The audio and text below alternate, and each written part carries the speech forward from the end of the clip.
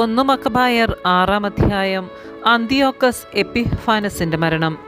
അന്തിയോക്കസ് രാജാവ് ഉത്തരപ്രവിശ്യകളിലൂടെ കടന്നു പോകുമ്പോൾ പേർഷ്യയിലെ എലിമായി സ്വർണത്തിനും വെള്ളിക്കും പ്രശസ്തി ആർജിച്ച ഒരു നഗരമാണെന്ന് കേട്ടു.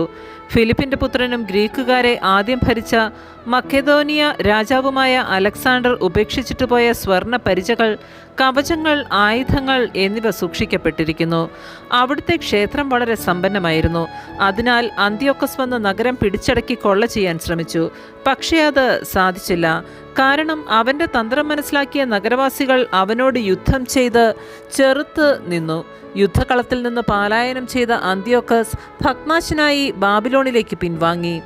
യൂദാദേശം ആക്രമിക്കാൻ പോയ സൈന്യം പരാജയപ്പെട്ടുവെന്ന് പേർഷ്യയിൽ വെച്ച് ഒരു ദൂതൻ അന്തിയോക്കസിനെ അറിയിച്ചു. ലിസിയാസ് ആദ്യം ശക്തമായൊരു സൈന്യവുമായി ചെന്നെങ്കിലും യഹൂദർ അവനെ തുരത്തിയോടിച്ചു. തങ്ങൾ തോൽപ്പിച്ച സൈന്യങ്ങളിൽ നിന്ന് പിടിച്ചെടുത്ത ആയുധങ്ങൾ, വിഭവങ്ങൾ, കൊള്ളവസ്തുക്കൾ എന്നിവ കൊണ്ട് യഹൂദരുടെ ശക്തി വർദ്ധിച്ചിരിക്കുന്നു. ജെറൂസലേമിലെ ബലിപീഠത്തിൽ അവൻ സ്ഥാപിച്ച മ്ലേച്ഛ വിഗ്രഹം അവർ തച്ചുടച്ചു.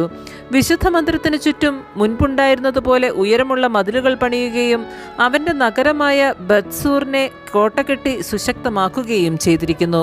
ഈ വാർത്ത കേട്ടപ്പോൾ രാജാവ് അത്ഭുത സ്തബ്ധനായി. തൻ്റെ പദ്ധതികൾക്കനുസരിച്ച് കാര്യങ്ങൾ നടക്കാത്തതുമൂലം ദുഃഖാർത്തനും രോഗിയുമായി തീർന്ന അവൻ കിടപ്പിലായി. ആഴമേറിയ ദുഃഖത്തിന് അധീനനായി തീർന്ന അവൻ വളരെ നാൾ കിടക്കയിൽ തന്നെ കഴിഞ്ഞു. മരണം അടുത്തുവെന്ന് അവൻ ഉറപ്പായി. അതിനാൽ സുഹൃത്തുക്കളെ അടുക്കൽ വിളിച്ചു പറഞ്ഞു, എനിക്ക് ഉറക്കമില്ലാതായിരിക്കുന്നു. ആകുലതയാൽ എൻ്റെ ഹൃദയം തകരുന്നു. ഞാൻ എന്നോട് തന്നെ പറഞ്ഞു പോകുന്നു, പ്രതാപകാലത്ത് ദയാലുവും ജനസമ്മതനുമായിരിക്കുന്ന എനിക്ക് എത്ര വലിയ ദുരിതമാണ് വന്നു ഭവിച്ചിരിക്കുന്നത്. എത്ര ആഴമുള്ള കയത്തിൽ ഞാൻ വീണുപോയിരിക്കുന്നു. ജെറൂസലേമിൽ ഞാൻ ചെയ്ത അകൃത്യങ്ങൾ ഞാൻ ഓർക്കുന്നു. അവളുടെ കനക രജപാത്രങ്ങളെല്ലാം ഞാൻ കവർച്ച ചെയ്തു.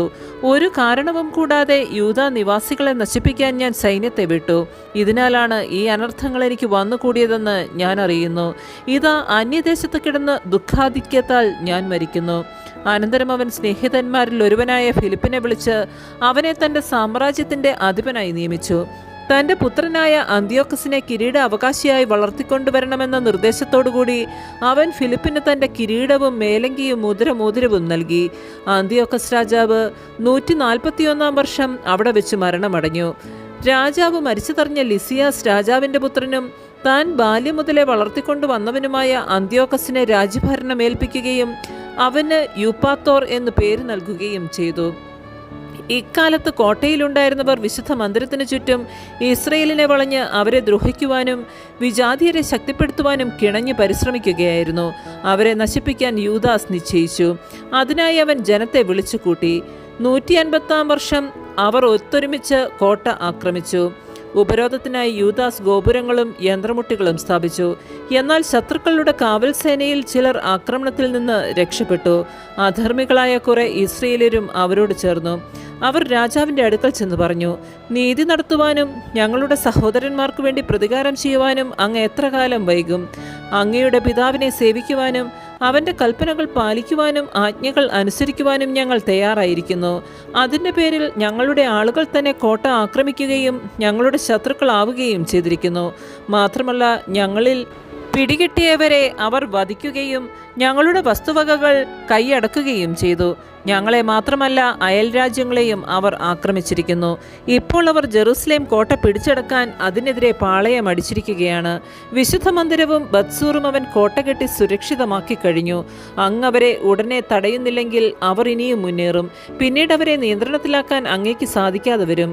ഇത് കേട്ട രാജാവ് ക്രുദ്ധനായി. അവൻ സ്നേഹിതരെയും സൈനാധിപന്മാരെയും അധികാരികളെയും വിളിച്ചുകൂട്ടി. അന്യരാജ്യങ്ങളിലും ദ്വീപുകളിലും നിന്നുള്ള കൂലി പട്ടാളവും അവനോട് ചേർന്നു. 1,00,000 ഭടന്മാരും 20,000 കുതിരപ്പടയാളികളും യുദ്ധപരിചയമുള്ള 32 ആനകളും അടങ്ങിയതായിരുന്നു അവൻ്റെ സൈന്യം. അവർ ഇതുമേയായിലൂടെ കടന്ന് ബത്സൂറിനെതിരെ പാളയമടിച്ചു. യന്ത്രമുട്ടിയും സ്ഥാപിച്ച് അനേക ദിവസം യുദ്ധം ചെയ്തു. എന്നാൽ യഹൂദർ കോട്ടയ്ക്ക് പുറത്തു വന്ന് ഇവ തീവച്ചു നശിപ്പിക്കുകയും പൗരുഷത്തോടെ പൊരുതുകയും ചെയ്തു. യൂദാസ് കോട്ടയിൽ നിന്ന് പിൻവാങ്ങി. രാജാവിൻ്റെ പാളയത്തിനെതിരെ ബത്ത് സക്കറിയായിൽ പാളയമടിച്ചു. അതിരാവിലെ രാജാവ് സൈന്യത്തെ ബത്സക്രിയയിലേക്കുള്ള വഴിയിലൂടെ അതിവേഗം നയിച്ചു. അവൻ യുദ്ധത്തിന് തയ്യാറായി കഹളം മുഴക്കി. മുന്തിരിച്ചാരും മൾബരി നീരും നൽകി അവർ ആനകളുടെ യുദ്ധവീര്യമുണർത്തി.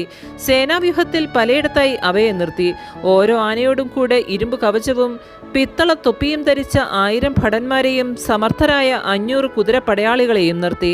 അവർ ആനയുടെ അടുക്കൽ സജ്ജരായി നിന്നു. അത് പോകുന്നിടത്തേക്ക് അവരും പോയി. അവർ അതിനെ വിട്ടുമാറിയില്ല. ഓരോ ആനയുടെയും പുറത്ത് തടികൊണ്ടുള്ള സുശക്തവും മറയ്ക്കപ്പെട്ടിരുന്നതുമായ അമ്പാരിയുണ്ടായിരുന്നു. പ്രത്യേകമായ പടച്ച മായങ്ങൾ കൊണ്ടാണ് അവയെ ആനോട് ബന്ധിച്ചിരുന്നത്. ഓരോന്നിലും യുദ്ധം ചെയ്യുന്ന ആയുധധാരികളായ 4 പടയാളികളും ഇന്ത്യക്കാരനായ പാപ്പാനും ഉണ്ടായിരുന്നു. കുതിരപ്പടയാളികളിൽ ശേഷിച്ചവർ ശത്രുക്കളെ ആക്രമിക്കാൻ സൈന്യത്തിന്റെ 2 പാർശ്വങ്ങളിലും നിലയുറപ്പിച്ചു. സേനാവ്യൂഹം അവർക്ക് സംരക്ഷണം നൽകി. സ്വർണവും പിത്തളയും കൊണ്ടുള്ള പരിചകൾ തട്ടി സൂര്യപ്രകാശം പ്രതിഫലിച്ചപ്പോൾ കുന്നുകൾ തിളങ്ങുകയും കത്തുന്ന പന്തങ്ങൾ പോലെ കാണപ്പെടുകയും ചെയ്തു. രാജസൈന്യത്തിൽ ഒരു വിഭാഗം ഉയർന്ന കുന്നുകളിലൂടെയും മറ്റേ വിഭാഗം സമതലത്തിലൂടെയും ക്രമമായി ധീരതയോടെ മുന്നേറി. ആ വലിയ പടനീക്കത്തിന്റെ ആരവവും ആയുധങ്ങളുടെ ഇരുമ്പലകളും കേട്ടവരെല്ലാം ഭയചകിതരായി.